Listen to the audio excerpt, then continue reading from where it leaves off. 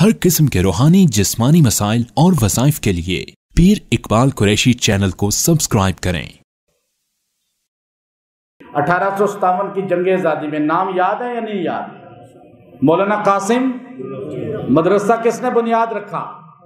कासिम ननोतवी। अब तहरीक आगे चली, इसी मदरसे का हर थोड़े अरसे बाद तहरीक उठती थी ना, समझ आई है? फिर थोड़ा अरसा गुजरा, 15-20 साल, वही 20 साल होते हैं। 20 साल बाद हमेशा उठता है निज़ाम, याद रखिएगा, जितना दबाओगे इतना उठेगा।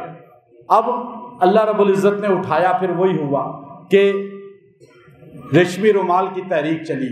शेखुल हिंद उसी मदरसे का पहला तालिब इल्म, देवबंद का पहला तालिब इल्म का नाम था महमूद, पहले उस्ताद का नाम भी महमूद।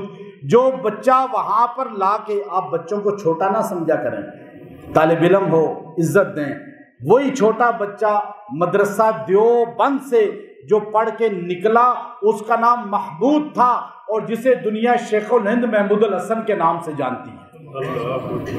बरेलवी मसलक, देवबंद मसलक, अहले हदीस मसलक शेखुल हिंद महमूदुल हसन की इज्जत करते हैं। शेखुल हिंद के शागिर्दों के शागिर्द हैं सारे, चाहे मौलाना अहमद रजा खान बरेली हों, चाहे सनाउल्लाह अमर तसरी हों, चाहे आगे देवबंद के बड़े हों, इन सारों की रूहानी निस्बत शेखुल हिंद तक जाती है। शेखुल हिंद वही बच्चा है जिसको मौलाना कासिम ननोतवी ने उंगली पकड़ के हदीस पढ़ाई थी।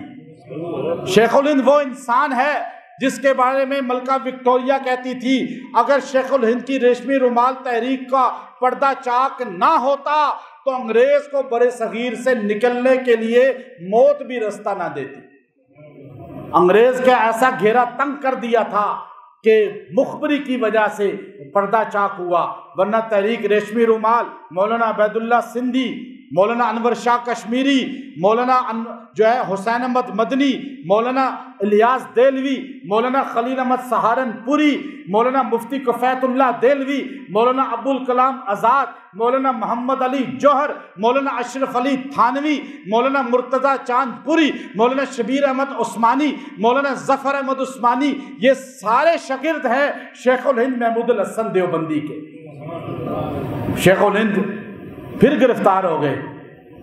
18 जो काम बड़ों ने किया छोटे वही करते आ रहे हैं ना, हम उन्हीं के चाहने वाले हैं।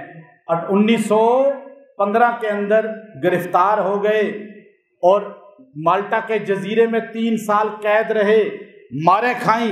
मौलाना मदनी आपके साथ थे, मौलाना उज़ैर गुल आपके साथ थे।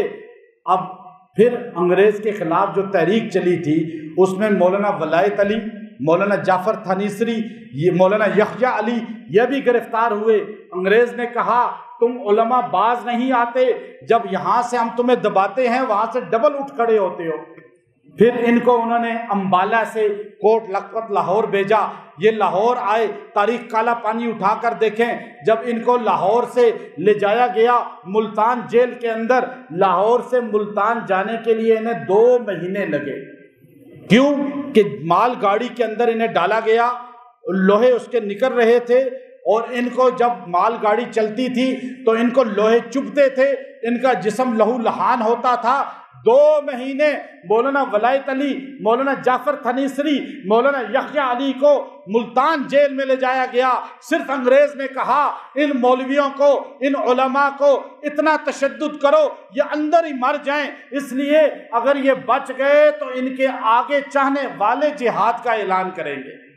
लेकिन मुल्तान जेल में उनको जब ले जाया गया तो सुपरिटेंडेंट ने कहा तुम लोग मरे नहीं, गाड़ी में बच गए हो, लेकिन आज मैं ऐलान करता हूं तुम्हें रात नहीं सुबह फांसी दी जाएगी। आज बस रात है, आज रात गुजार लो, सुबह तुम्हें फांसी दे दी जाएगी।